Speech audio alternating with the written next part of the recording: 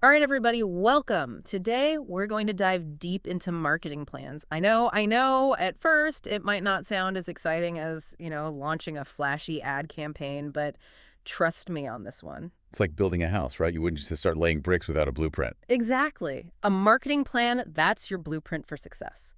So no matter if you're a seasoned entrepreneur or just starting out, this deep dive is going to be packed with actionable insights to help you level up your marketing game.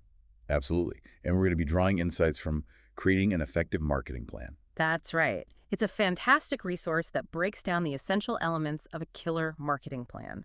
And today, we're serving you up the best bits. No fluff, just pure marketing gold. Ready to dig in? I'm ready. Okay, so first things first. What exactly is a marketing plan?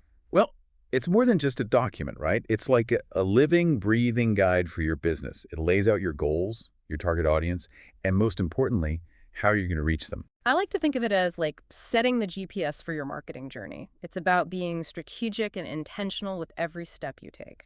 I love that analogy. And speaking of journeys, our source breaks down a marketing plan into 8 key components. Think of these as your checkpoints on the road to marketing success. Our first checkpoint, the executive summary. Now, this isn't the place to get bogged down in the nitty-gritty details. Think of it as your elevator pitch for your marketing plan. Short, sweet, and to the point. You got to hook them right from the start. Now, after that attention-grabbing intro, it's time to roll up our sleeves and get into the nitty-gritty with some market research and analysis. This is where we put on our detective hats and dive deep into the minds of our target audience. We want to know everything about them, their demographics, their pain points, their online behavior. It's like becoming best friends with your ideal customer. You want to know what makes them tick, what keeps them up at night. Exactly. And here's why this is so crucial. Let's say you've got a limited marketing budget. Every dollar counts, right? Oh, for sure. Every single dollar. So instead of spreading yourself thin across every marketing channel, you can use market research to pinpoint exactly where your audience is hanging out. Maybe it's Instagram, maybe it's Facebook groups, or maybe it's industry-specific forums. Right, like you wouldn't go fishing for tuna in a lake, right? You got to cast your net where the fish are biting. Exactly. Yeah. Now, another crucial aspect of market research is competitor analysis. Ah, yes. Keeping an eye on the competition. It's not about copying them. It's about understanding their strengths and weaknesses. What are they doing well? What could they be doing better? And most importantly, how can you differentiate yourself in the market? It's like that old saying, keep your friends close and your enemies closer. Okay, maybe not enemies, but you get the point. I do. You've got to know what you're up against. And that brings us to our next component, the SWOT analysis, which stands for strengths, weaknesses, opportunities, and threats. This is where we take a good hard look in the mirror and assess our own business, right? Precisely. We need to be honest with ourselves about our strengths and weaknesses, and we need to be aware of the opportunities and threats that exist in our external environment. Okay, so we've sized up the competition, we've analyzed our strengths and weaknesses. Now it's time to figure out what we actually want to achieve with our marketing efforts, right? This is where we set those all-important marketing goals and objectives. This is where the rubber meets the road, Yep. right? It's not enough to just say, oh, we want to increase brand awareness or we want more sales. We need to get specific. Yeah, we need to set some goals that are actually measurable. Exactly. And that's where those SMART goals come in. Specific, measurable, achievable, relevant, and time-bound. I love that acronym. It's like a little checklist for setting goals that actually mean something. Right. So instead of saying, I want to grow my business, you'd say, I'm going to increase my customer base by 15% in the next quarter. See, that's a goal you can actually track and measure. And that brings us to the next crucial step in our marketing plan, outlining our strategies. This is where we get to the how. How are we going to reach our goals? This is where things start to get fun. We're talking content marketing, social media strategy, SEO, paid advertising. It's like having a whole toolbox of marketing tools at our disposal. So how do we know which tools to use? Well, it all goes back to our target audience and our goals. We wouldn't use a hammer to screw in a light bulb, would we? Definitely not. Unless you're going for that, like, deconstructed look. But anyway, back to marketing. So we want to choose the strategies that are most likely to reach our ideal customer. Exactly. And since our listeners are all about online engagement and knowledge sharing, let's dive a little deeper into those strategies, specifically content marketing, social media, and SEO. Music to my ears. These are some of my favorite topics to nerd out on. Mine too. And, they all work together so beautifully. It's like a marketing trifecta. Okay. I'm intrigued. Break it down for me. So you've got content marketing, which is all about creating valuable, engaging content that your audience actually wants to consume. Right. Like blog posts, videos, infographics, that kind of thing. Exactly. And then you've got social media, which is where you share that amazing content and connect with your audience in real time. And SEO is what helps people find your awesome content organically. You got it. Making sure your website and your content show up at the top of the search results when people are looking for information related to your business.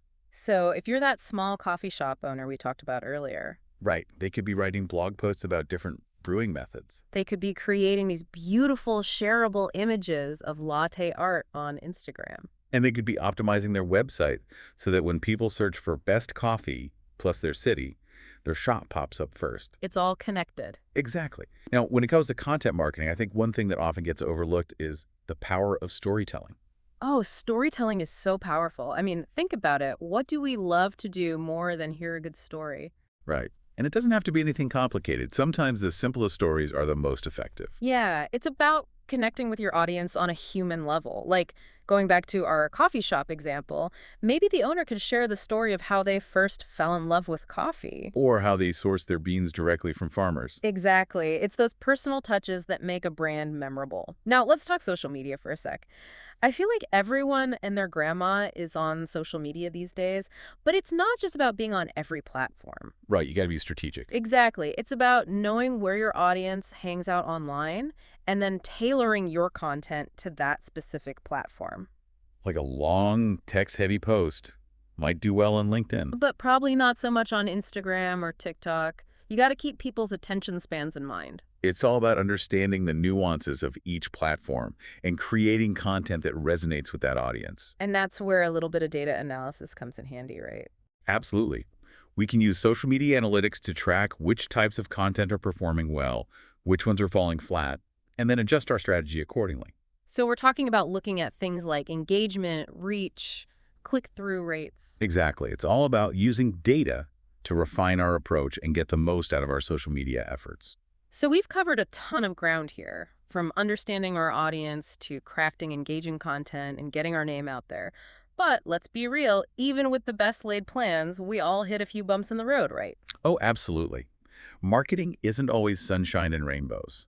There are some common pitfalls that can trip up even the most seasoned marketers. And our source actually does a great job of outlining some of these potential stumbling blocks. It's like they've been spying on our marketing mishaps. But hey, that's how we learn, right? Exactly. Mistakes are just opportunities for growth in disguise. Love that perspective. So let's dive into these pitfalls, now we. One that comes to mind immediately, lack of research. Oh, yeah, that's a big one. It's like trying to bake a cake without a recipe. You might get lucky, but chances are it's not going to turn out so great.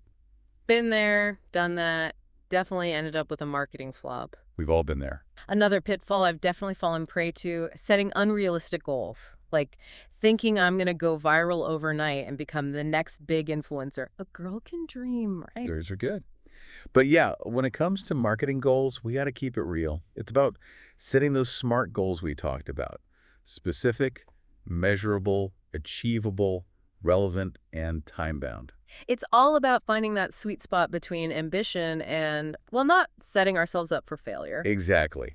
And, another common pitfall is ignoring the competition. Oh, pretending they don't exist. Yeah, that's never a good strategy. Nope. It's like trying to run a race with your eyes closed. You got to know who you're up against, what they're doing well, and where you can, maybe even outshine them. It's all about staying one step ahead. So we've talked about the importance of having a plan, being realistic, keeping an eye on the competition. But here's the thing. The marketing world is constantly evolving. Constantly. What worked yesterday might not work tomorrow, which is why it's so important to stay flexible and be willing to adapt. Our marketing plans should be like those bendy straws, right? Able to twist and turn with the ever-changing tides of the marketing world.